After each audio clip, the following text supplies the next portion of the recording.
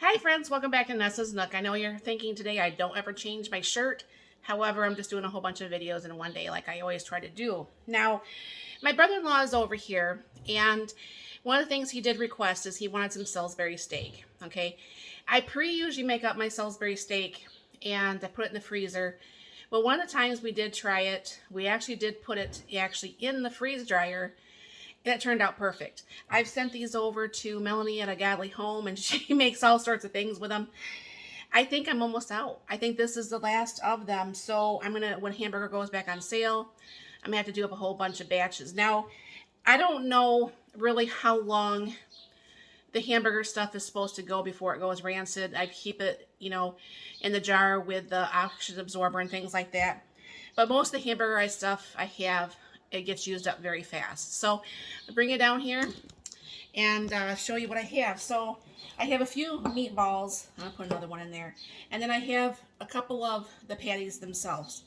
And that 3 would be fine for my husband and I, but my brother-in-law is over.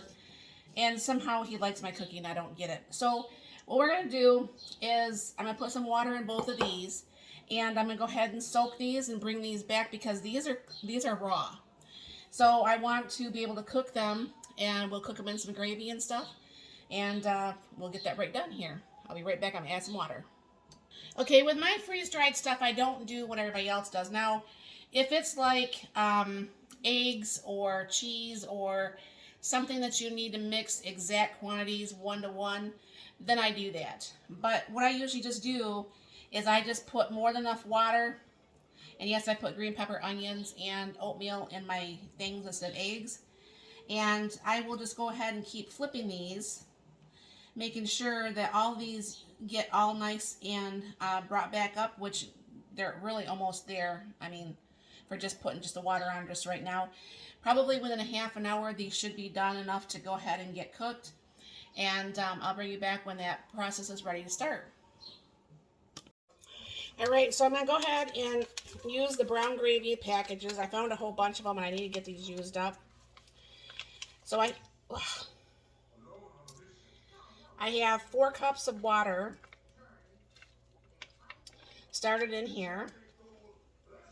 And hopefully I can not make such a big mess on the rest of these.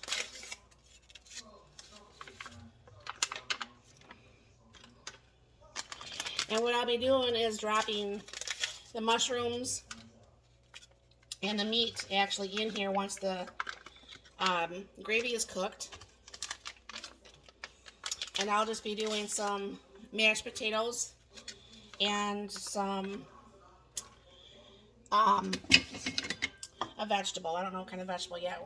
I'll ask the guys what they might want.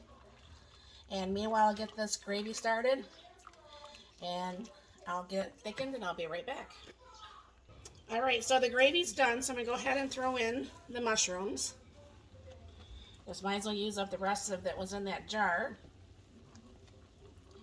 And what I'm just going to be doing is putting this pretty much on just saute, or not saute, but simmer, and cooking up the meat this way.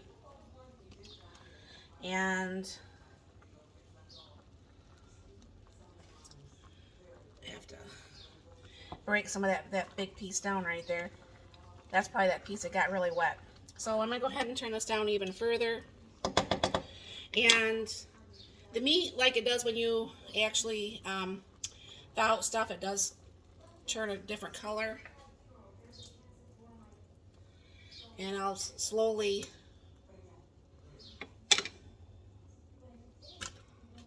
put those in there.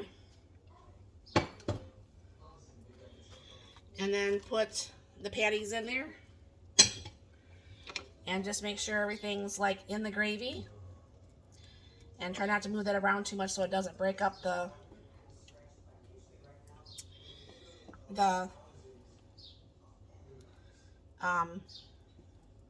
meat. And I will be right back. Alright friends, so this is done now. And what I'm just going to do is take a couple of the meatballs, probably one of the patties there, get some extra gravy, because I like a lot of gravy with this, and just take part of the green beans. And this, my friends, is reconstituted, freeze-dried Salisbury patties and meatballs with gravy and green beans. So thank you very much for stopping by. You have a very blessed and wonderful day.